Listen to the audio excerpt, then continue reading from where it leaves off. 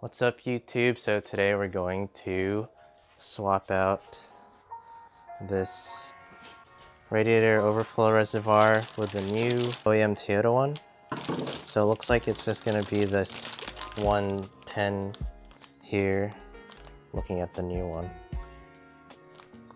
Yeah, looks like just that 110, and then we have to undo the hoses on it, but we're just going to change it out because it's all crusty and you can scratch it with your nail and stuff, which is not good. So we'll swap that out, and you guys saw the S2001 crumbled apart too, so let's change it out before that happens. So what we're gonna do is take out the coolant with a pump because we just don't want to make a mess. Obviously you could just dump it on the floor, but we're not gonna do that. So now we're just emptying the reservoir. Oh, shit. Okay, so now that it's empty, you can take this off. Okay.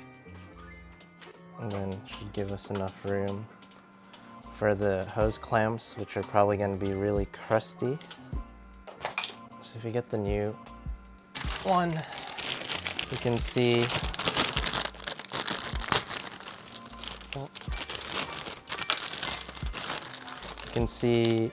that it's just this is the only bolt, and then this is the overflow tube, and this one is the return. But yeah, there's only two. This is just like a mounting point. Okay, so we'll take off the hoses. Alright, so we got the top off the hose, and that was pretty easy. So you drop the reservoir down and come up through here. Now we'll take off the bottom hose.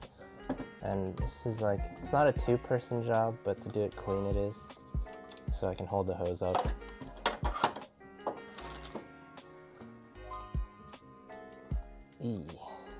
Alright, that's easy.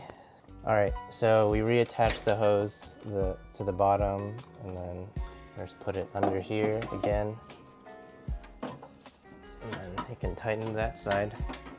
Okay, so there is that little tab at the bottom that you can't really see, but you can do it by feel. And that's it. So that's there. Okay. Let's tighten this up.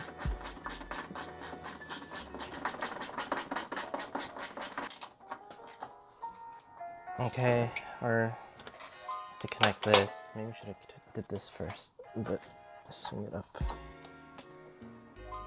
Okay, well that was easy enough. So the hose is on. And then put this back where the indents are. And it's easy as that. So that's swapped out. Now we're gonna put the Toyota red coolant in. Okay, so you get your funnel. So this is the Toyota red coolant. We use the factory red fluid on this during the swap. So we're just gonna fill it up. All right, so it's a lot easier to see on the new one. Now, I don't think, no, you don't have to bleed it because it's just an overflow tank. And the hose to return is is at the bottom, so it just fills it up. And then we put this on. And then click it, and that should be good to go. We'll start the car up, see if it explodes, but that should be about it. All right, so here's the new reservoir. I mean, it looks so much better. Look how clear it is. You can usually see the level. On the old one, I couldn't even see in it, and I was just guessing, and the car never overheated, so this should be a lot better. You can't scratch it with your fingernail because it's not old and crusty. So yeah, that's good to go. Okay, so here's the old one. You can see it looks pretty bad. And here's the new one. So good thing we replaced this in time before it cracks or anything. And like the S2001, I think this one was pretty close to falling apart. Alright, well that's it for the video. There's nothing else much to it. We'll give it a drive around the block, but that's going to be pretty boring. And you don't have to bleed this. I never bled this 2001. It's just an overflow tank, and the hose returns at the bottom. So it should be good to go. So I'll see you guys in the next video. I'm not sure what that'll be, but I guess we should probably do a whole review of this car because it's pretty much done except for the coilovers. Yeah, so I'll see you guys in the next video, and see ya.